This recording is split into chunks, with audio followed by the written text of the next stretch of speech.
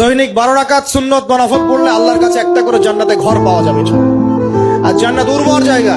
আপনি যদি চান আপনার জায়গায় বেশি বেশি গাছ লাগাতে, খালি পড়বেন সুবহানাল্লাহিল আযীম ওয়া বিহামদিহি, সুবহানাল্লাহিল আযীম ওয়া বিহামদিহি।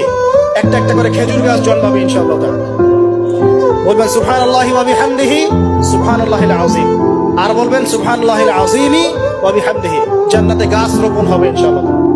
এটা গেল 6 নাম্বার, নামাজ বেশি বেশি পড়া। 7 নাম্বার, জি বলছি, 7 নাম্বারটা হচ্ছে, আমি আর 4টা বলে শেষ করছি। 7 নাম্বারটা হচ্ছে যে সৃষ্টির সেবা করা। কি করা ভাই?